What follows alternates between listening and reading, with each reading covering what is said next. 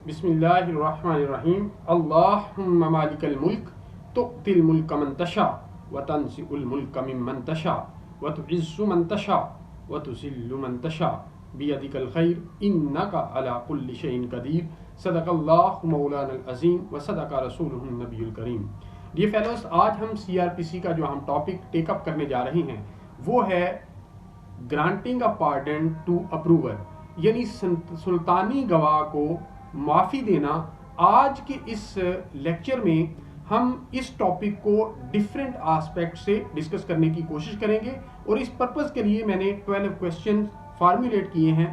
पहले वो क्वेश्चन मैं आपके सामने रखता हूँ, फिर वन बाय वन हम इनके आंसर जो हैं वो from the provisions of CRPC, QSO और इसके साथ साथ judgments of the superior court से लेंगे। डी फेलोज, पहला क्वेश्चन जो फार्मुलेट किया है वो है what provisions of law deal with tender of pardon to accomplice. Question number 2, who is accomplice और approver and what is meant by granting of pardon. Number 3, what will be the effect of pardon. Number 4, who can grant pardon. Number 5, what are offences in respect of which pardon may be granted. Number 6, on what grounds pardon is granted. Number 7, what would be the consequence if he doesn't, yani approver doesn't fulfill the conditions. Number 8, what would be the procedure of trial of the person who hasn't fulfilled the conditions. Number 8, what would be the result if court comes to the conclusion that he has fulfilled the conditions. Number 11, what is the difference between section 337 and section 338. Number 11, is there any restriction or condition on granting a pardon. Number 12, what is the evidentiary value of approver's evidence. What cautions should be taken by the court while admitting and attaching evidentiary value to the evidence of the approver. ये fellows, जहाँ तक पहले सवाल का ताल्लुक है कि कौन कौन सी प्रोविजंस ऑफ लॉ इस टॉपिक के साथ डील करते हैं, तो सेक्शन 337, 338, 339, 339A CRPC के सेक्शन इसके साथ डील करते हैं और आर्टिकल 16 और 129B जो है वो कानून शहादत आर्डर की इसके साथ डील करते हैं। दूसरा क्वेश्चन है हमारा, हु इज कंप्लिस और approver and what is meant by granting of pardon. Dear fellows, accomplice को जब हम लेक्सिकोग्राफिकली या लॉ की डिक्शनरीज की नज़र में देखते हैं या जजमेंट्स की रोशनी में देखते हैं तो अकम्प्लिस का मतलब है गिल्टी एसोसिएट, जो somehow or the other directly जो है या कंसर्न होता है with the commission of offence, या उसने खुद कमीशन ऑफ ऑफेंस की होती है, या प्रिवी टू द सर्कमस्टांसेस होता है which have led to the commission of offence. और अप्रूवर जजमेंट्स ने बताया कि जब अकम्प्लिस को पार्डन ग्रांट कर दी जाती है तो हम इसे अप्रूवर कहते हैं। ये जजमेंट हमें what is meant by granting of pardon के मतलब भी बनाती है और अकम्प्लिस से अप्रूवल का जो स्टेटस अकम्प्लिस को मिलता है उसके मतलब भी बताती है। यह है जजमेंट PLD 1981 लाहौर पेज 543। ये बड़ा कैटेगोरिकली इस कॉन्सेप्ट को क्लियर करती है कि an accomplice when granted pardon becomes approver. The granting of pardon is to freeing the approver from the prospect of any present and future punishment which the law may inflict for the crime he has committed, to blot out the element of guilt which attaches in respect thereof. It is in substance and effect a contract with the state on the one hand and the person to whom pardon is granted on the other hand. The state can impose conditions not illegal, immoral or impossible of performance. When granted pardon, he becomes a competent witness against his associates and may be examined as a witness on oath. Dear fellows, जैसा कि इस judgement की रोशनी में हमने देखा कि granting of pardon और approver कहा कि जब अकम्प्लिस जो कि गिल्टी एसोसिएट है, जो कि privy to the commission of offence है और जो समहाउ आर द अदर जो है वो कंसर्न्ड है with the commission of offence, वो उसको ग्रांट की जाती है पार्डन, तो वो अप्रूवर बन जाता है। और ग्रांटिंग ऑफ पार्डन का मतलब ये है कि उसको फ्री किया जा रहा है, जो अप्रूवर है, फ्रॉम एनी एप्रीहेंशन फ्यूचर में या प्रेजेंट में कि उसे अरेस्ट किया जाएगा, और उसको सर्टन कंडीशन जो कि हम डिस्कस करेंगे उसकी बुनियाद पर जो है वो पार्डन ग्रांट की जाती है। अब जब इसे पार्डन ग्रांट कर दी जाती है तो उसका इफेक्ट क्या होता है, यही जजमेंट के अंदर आगे बताया गया कि pardon intended by law to take effect immediately to release grantee from his character as accused, subject to the conditions subsequent that grantee shall make full and true disclosure of facts within his knowledge by furnishing evidence before magistrate and at trial. Compliance of such condition keeps pardon valid and effective. Non-compliance of condition permits government to take grantee of pardon for offence in respect of which pardon tendered. Dear fellows, अब इसका effect ये होता है कि जब pardon grant कर दी जाती है उसको रिलीज कर दिया जाता है from the character of being accused, यानी उसको अक्यूज्ड के किरदार से निकाल दिया जाता है। अब अगला हमारा क्वेश्चन ये है कि पार्डन कौन ग्रांट कर सकता है। डियर फेलोस, जब हम सेक्शन 337 और 338 को माइन्यूटली परयूज करते हैं तो तीन अथॉरिटीज हमारे सामने आती हैं जो कि पार्डन ग्रांट कर सकती हैं। सेक्शन 337 ये कहता है कि officer incharge of the district prosecution grant कर सकता है, और सेक्शन 338 हमें ये बताता है कि high court and court of session भी ग्रांट कर सकती हैं, और on the order of high court और सेशन कोर्ट जो है वो officer incharge of the district prosecution भी ग्रांट कर सकता है। तो इस तरह जब कंबाइन करके हमने सेक्शन 337 और 338 को पढ़ा तो तीन अथॉरिटीज हमारे सामने आई जो कि पार्डन ग्रांट कर सकती हैं। डियर फेलोज, अब पांचवा क्वेश्चन है हमारा कि what are offences in respect of which pardon may be granted. जब हम सेक्शन 337 को पढ़ते हैं तो सेक्शन 337 हमें ये बताता है कि चार तरह के ऑफेंसेस हैं जिनमें पार्डन ग्रांट की जा सकती है। पहला, where it relates to an offence triable exclusively by a high court और कोर्ट ऑफ सेशन। जो भी ऑफेंस हाई कोर्ट या कोर्ट ऑफ सेशन ट्राई कर रहा है उसमें पार्डन ग्रांट की जा सकती है। Number 2, where the offence is punishable with imprisonment which may extend to 10 years. जिन ऑफेंसेस की सजा 10 साल तक है उनमें पार्डन ग्रांट की जा सकती है। Number 3, where the offence is punishable under section 211 of PPC with imprisonment which may extend to 7 years. 211 section की जिसकी सजा 7 साल तक है उसमें पार्डन ग्रांट की जा सकती है। Number 4, where any offence is investigated और tried under any of the following section 216A, 369, 401, 435 and 477। इन ऑफेंसेस के अंदर अंडर सेक्शन 337 जो है वो पार्डन ग्रांट की जा सकती है, और पार्डन ग्रांट करने वाली अथॉरिटी हमने पहले क्वेश्चन के अंदर ये देख लिया कि वो officer incharge of the district prosecution है। डियर फेलो, जब हम सेक्शन 338 को देखते हैं तो इसके अंदर कहा गया कि cases triable by the high court and court of session, यानी 338 जो है वो बात करता है कि हाई कोर्ट और कोर्ट ऑफ सेशन जिन ऑफेंसेस को ट्राई कर रही है उनमें पार्डन ग्रांट की जा सकती है। डियर फेलोस, छठा हमारा क्वेश्चन है on what grounds pardon is granted.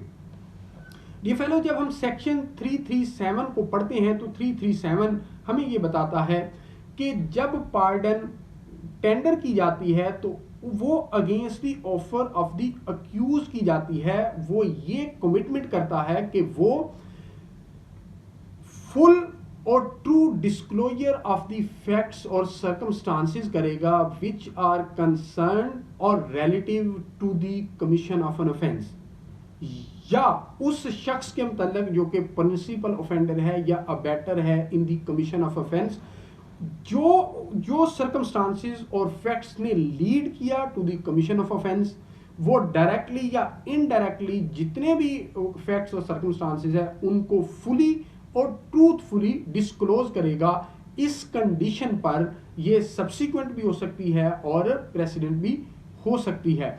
इस पर इसे जो है वो पार्डन ग्रांट की जा सकती है। अब एक जजमेंट के अंदर ये बताया गया कि ये जो कंडीशन है सब्सिक्वेंट या प्रेसिडेंट, ये किस किस्म की हो सकती है। ये जजमेंट है AIR 1958 पंजाब पेज 72।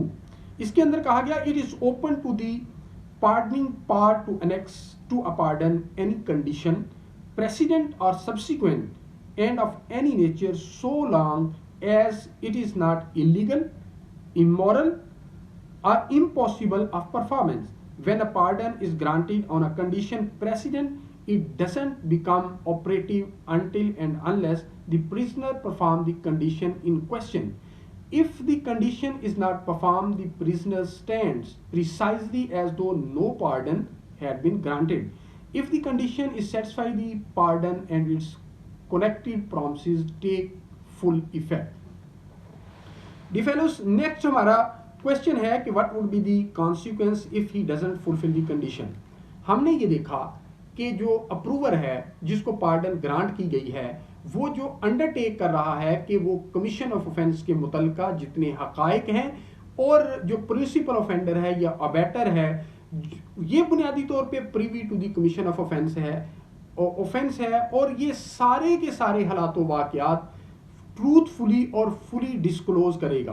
अब अगर ड्यूरिंग प्रोसिक्यूशन ये सारे के सारे हकायक या तो कंसील करता है या मिस स्टेटमेंट ऑफ फैक्ट्स देता है, यानी फैब्रिकेट करता है एविडेंस को या मिस स्टेट करता है, तो प्रोसिक्यूटर अगर ये सर्टिफाई कर देता है कि ये शख्स जो है वो रिलक्टेंट है, हेजिटेंट है, रेटिसेंट है और इवेसिव है in the disclosure of the circumstances which led to the commission of offense or which were in his knowledge, regarding which he gave undertaking to the pardoning authority के ये सारे के सारे disclose करेगा, वो डिस्क्लोज नहीं कर रहा तो फिर इसका ट्रायल होगा।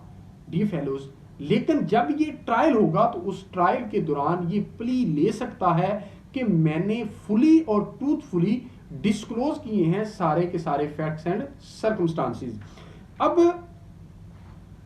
इस सवाल का जवाब ये हुआ कि अगर ये फुलफिल नहीं करता तो फिर after the certification of the prosecutor इसका ट्रायल होगा।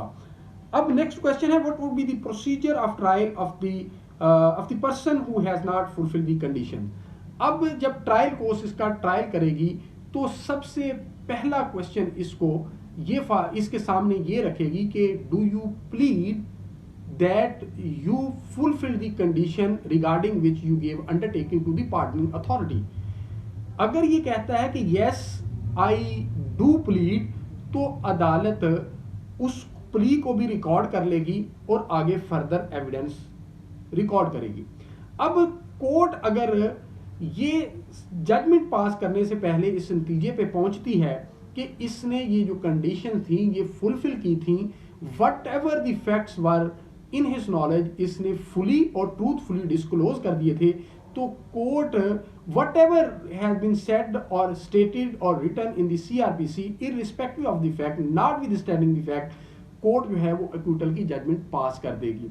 अगर कोर्ट इस नतीजे पर पहुंचती है कि इसने कंडीशंस को फुलफिल किया था, लेकिन अगर अदालत जो है इस नतीजे पर पहुंचती है कि इसने कंडीशंस को ब्रीच किया है तो फिर कोर्ट जिस ऑफेंस के मुतल्लिक इसको पार्डन ग्रांट की गई थी उसका ट्रायल करेगी और अगर कोर्ट इस नतीजे पर पहुंचती है आफ्टर रिकॉर्डिंग द एविडेंस कि ये बंदा वाकई ही जो है वो इन्वॉल्व था तो फिर उस पर कन्विक्शन की जजमेंट पास कर देगी।